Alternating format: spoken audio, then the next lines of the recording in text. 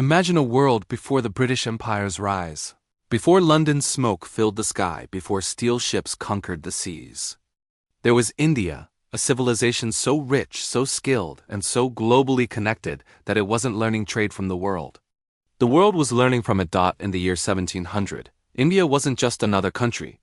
It was the engine of the global economy, holding nearly 27% of the world's wealth. Its fabrics clothed kings, its ships sailed across continents, and its steel armed empires. But 2 centuries later, that same land, once the richest on earth, was left with almost nothing. How did the world's most prosperous civilization become the empire's biggest debtor? How did India, without waging war, end up financing Britain's global dominance?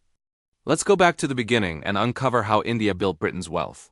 Before colonization, India was not chaotic.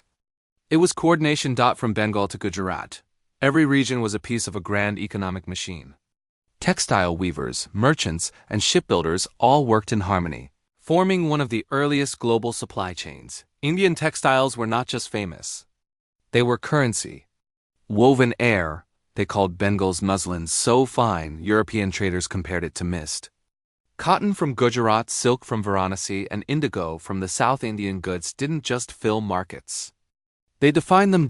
By the mid-1700s, India commanded a 25% share of the global textile trade. Even England's own merchants couldn't compete. And shipbuilding?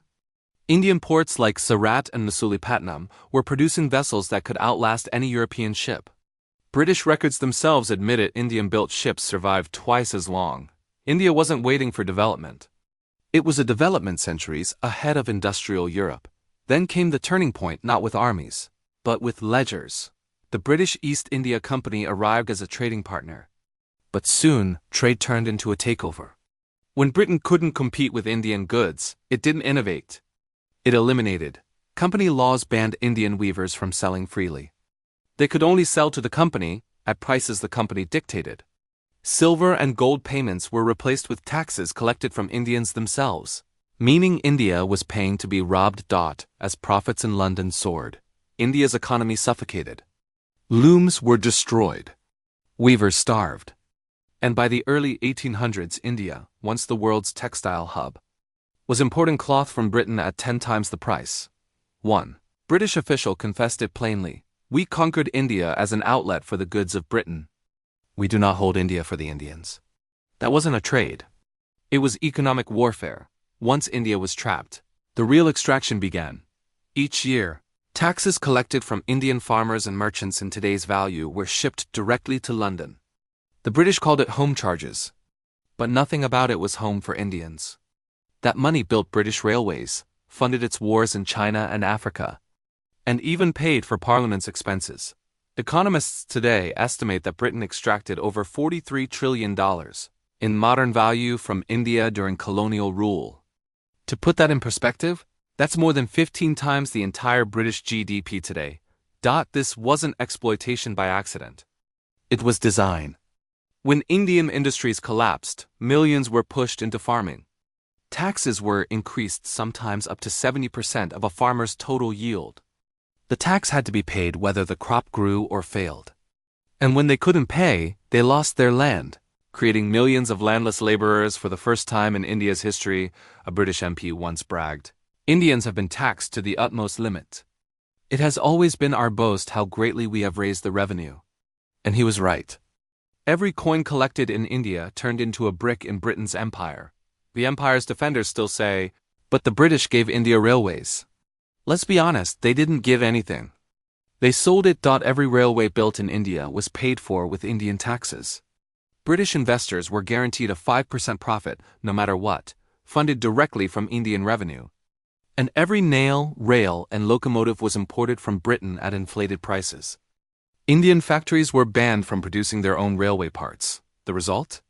A railway system designed not to connect Indians to opportunity, but to connect mines to ports and farms to ships, even during the Great Famines.